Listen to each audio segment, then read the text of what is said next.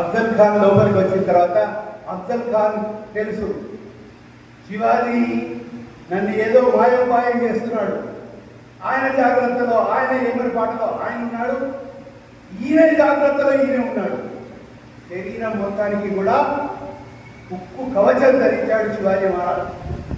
అంతేకాదు, ఏ విధంగా అయితే ముస్లిమ్స్ వేసుకుంటారో ఆ విధంగా కింది నుంచి పైగా అంగరగా వేసుకున్నాడు, కోట్ వేసుకున్నాడు. ఈరోజు మనం కోర్ట్ బార్ అసోసియేషన్ హాల్ లోపలికి వెళ్తే పైన ఒక కోట్ ఉంటుంది, ఇంకా పైనుంచి ఇంకొక కోట్ ఉంటుంది, ఇంకొక గౌన్ ఉంటుంది.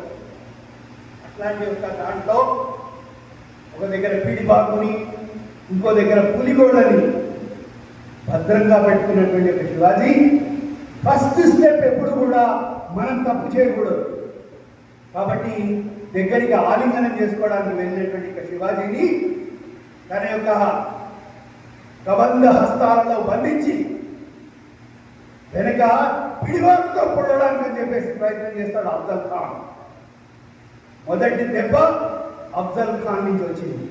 కానీ తను పెట్టుకున్నటువంటి ఒక కవచం కారణంగా వెంటనే తన లోపల ఉన్నటువంటి పులిగోడను తీసి ఆ యొక్క అఫ్జల్ ఖాన్ యొక్క పొట్టలో ఏ విధంగా అయితే ఒక సింహ పరాక్రమమైనటువంటి ఒక సింహం లంఘిస్తుందో ఆ విధంగా చీల్చి చెండాడితే హాహాకారాలతో శివాజీ ఒక దెబ్బకి యా అల్లాహ్ యా ఖుదా అనుకుంటూ విగత జీవుడైనటువంటి యొక్క అఫ్జల్ ఖాన్ని ఆయన చుట్టుకునేటువంటి యొక్క అంగరక్షకులు, ఆయనకు ఉన్నటువంటి కొద్దిమంది శివాజీ మీద దండయాత్ర చేయడానికి వస్తే అప్పటికే మెరికల్ లాంటి వ్యక్తులు ఆ సైన్యంలో కలిసిపోయినటువంటి కారణంగా వెంటనే తన యొక్క గుర్రానికి పనిచేస్తే ఇంకా వాళ్ళకి దొరకకుండా వెళ్తాడు.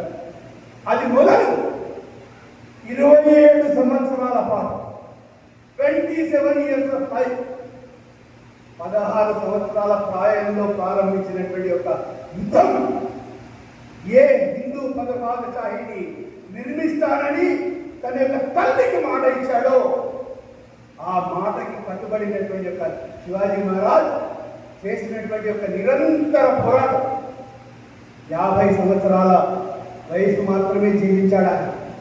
ఈ 50 సంవత్సరాల్లో 27 సంవత్సరాలు ఆయన యుద్ధ భూమిలోనే ఉన్నాడు.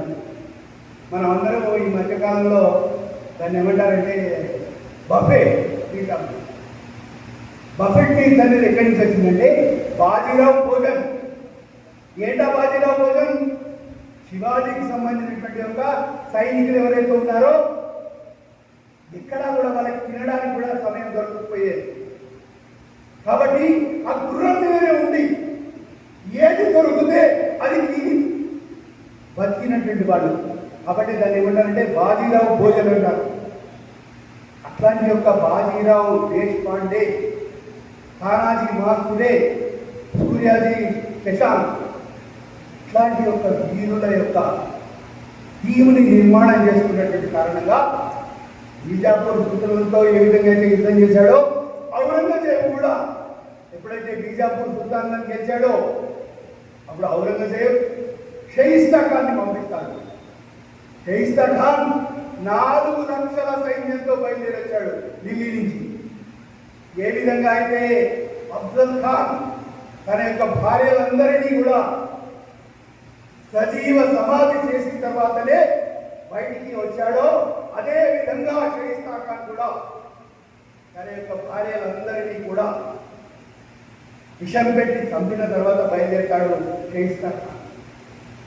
అట్లాంటి షయిస్తా ఖాన్ వచ్చి పూనాలో ఉండేటువంటి యొక్క అంటే ఏ దుర్గాన్నైతే శివాజీ మహారాజ్ మొట్టమొదటిసారిగా జయించాడో ఆ దుర్గం యొక్క లోతుపాతులన్నీ కూడా ఆ దుర్గాన్ని నిర్మించిన విధానం అంతా ఆ దుర్గాన్ని మొత్తం ఏర్పాటు చేసినంత శివాజీ మహారాజ్. కాబట్టి దానిలో ఎక్కడ ఏముంది అనే విషయం తెలుసు.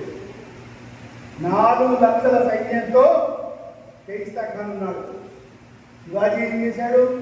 ముట్టివల్లో ఒక 20 మందిని మాత్రమే తీసుకొని ఒక పెళ్లి వివాహ వేడుకకి సంబంధించినటువంటి ఒక బారాత్లో కలిసిపోయి అక్కడ ఉండేటువంటి ఒక ఆ వివాహ వేడుకల లోపల దాని లోపల ఆ నగరం లోపలికి ప్రవేశించి ఆ నగరంలో నుంచి ఎక్కడైతే షాయిస్తా ఖాన్ నిజంగా ఉంటాడో శివాజీకి తెలుసు కాబట్టి ఆ దుర్గంలో ఎక్కడైతే సురక్షిత ప్రాంతం ఉందో ఆ సురక్షిత ప్రాంతానికి చాలా దుంకు వెళ్ళినటువంటి యొక్క శివాజీ యొక్క చూడగానే గద్దునాడు కడితే షాయిస్తా ఖాన్ ఎక్కడి నుంచి పిడుగుపాట్లాగా వచ్చినటువంటి యొక్క ఈ అరిగీయ భయంకరమైనటువంటి ఒక యోధుడు దెబ్బకి ఒళ్ళులో వణుకుతుంది కిటికీలో నుంచి దుర్గడానికి వెళ్తే శివాజీ తీసివేసినటువంటి ఒక కత్తి షాయిస్తా ఖాన్ యొక్క 4 వేళ్ళని కూడా